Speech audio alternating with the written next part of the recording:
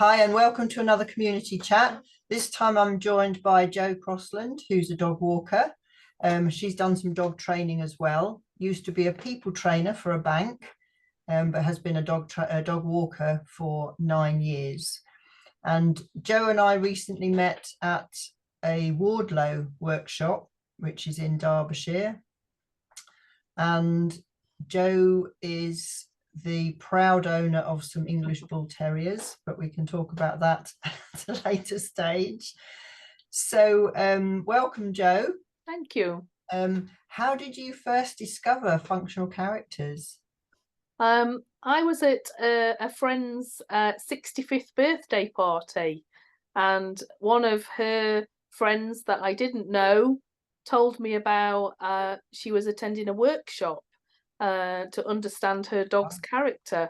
And over a glass of wine at the party, she told me more about the book, and I was intrigued. And then when I found that there was a course local to me, I knew I had to sign up. Excellent, excellent. So did you have any idea at that time what any of your dogs might be? No, it was very new to me. It was something that I'd never heard of before. And I was intrigued. I think she was coming up north to visit you the following day after the party to understand her dog's character. So I went away and sort of Googled you and had no clue as to what characters my dogs were. Right. So when you discovered your own dog's functional character, did you have any surprises or any aha moments? Yeah, 100%. Because at first I didn't really believe the character that he's been described as at the moment. Um,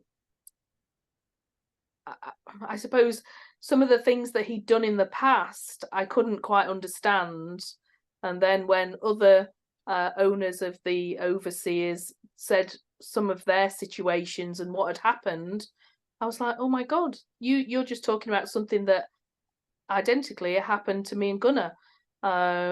So yeah, it was a big, huge eye opener, and it made sense. Especially when he does some really strange stuff, because I'm very familiar with bull breeds. So he's my fourth bull terrier, but I've never had one with these characteristics. I mean, I know it's new to me, the characteristics, and I would love to have gone back and thought about my previous dogs that are no longer here Yeah. as to what their characters are. But I know, having had four, looking at the breed traits, there's still something very different over and above the breed traits that has to be, definitely that overseer character.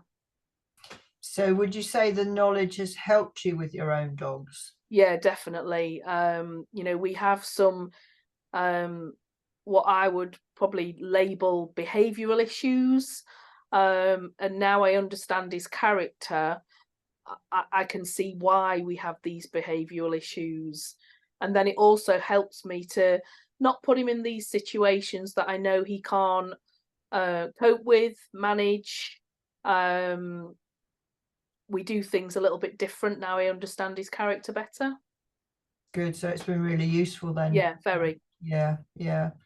So how has the knowledge helped your business then? Have you found that you do things slightly differently or you have aha moments when you're doing the dog walking? Yeah, it really helps to organize the groups, the logistics of it. So, I have X amount of dogs in the diary, and I tend to organize my walks due to size of breeds. So Right. we get sort of that they play really well together, or Yeah. they interact better together because of their size. So it helps me then think about, well, some of them don't always gel very well together, so I can just put in extra walks and shuffle them around a little bit. Excellent. So have you worked out what some of your dogs are on your that you walk? Yeah, there's some that I really still struggle with, and I think you've met one of them. So Coco the Labrador, Yeah. um, and just recently, since attending the Wardlow day, I look at Coco and think, I'm really not sure what your character is, because I see more that she wants to splat the nervous dogs. And I think we had her down as a follower, and I'm still on the sort of sidelines as to whether she is or not. And then I've started to understand the ones that don't want to play together, that go off and do their own things, and think about, are they a lone individual, or are they a hunter? So it's been really helpful just to understand what is it that they want back from the walk, and is it just to go far and wide and then stay at the back? Some of them always like to stay at the back and keep their distance, but then there's ones that want to get right in the middle there and are very eager to please. Yeah, I think with some of the dogs that we've seen at the workshops, certainly in the last couple of years, the ones that are sometimes more tricky to tell are the ones that are not raw fed, simply because diet has a huge bearing on behavior, huge. And I learned that on that 2-year canine nutrition course that I did. So, people say, oh, it doesn't make a difference. Well, it does make a huge difference. And I've seen that with dogs that come to my creche that have switched over, and it's like a different dog walks through the door a week later after changing over the diet. It's not always that obvious, but a lot of my clients feed their dogs a kibble, a biscuit, dry diet. Yeah. So what is your greatest wish for the world of dogs in the years to come? That we understand them better, so less dogs go into rescue. So if I sort of think about my journey with Gunnar, we're 2.5 years in, and if he hadn't come to me and shown me some of the characteristics that he has, he would have been rehomed over and over again.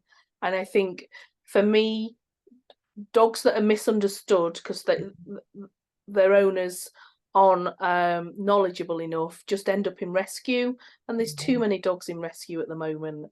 And definitely, if your book could be distributed to some of the bigger rescues, I'm sure they would be intrigued about it all. Yes, it's on the list. Is it the to-do? Okay, we'll get there. So I think, yes, if people can understand their dog at a deeper level, and what really upsets me for rescue dogs is that, particularly dogs like Gunnar, who are so misunderstood by the general populace, is that they would be assessed at the rescue centre as it can't live with another dog. Yep. And how many of us would like to get another dog at some stage? Yeah, we would. We can't go for this dog or that dog at a rescue centre because they say it can't live with another dog. And I think for maybe all of the functional characters, for various reasons, could all end up in rescue as labelled can't live with another dog. Yeah. But that is so sad, because if their functional character is understood, then they can easily go into a home with other dogs if their functional character is compatible with the dogs that are already there. So yeah, I think that's a really good wish. You can help me do the route march around all the rescues. Lovely. I'll go and talk to them all about it.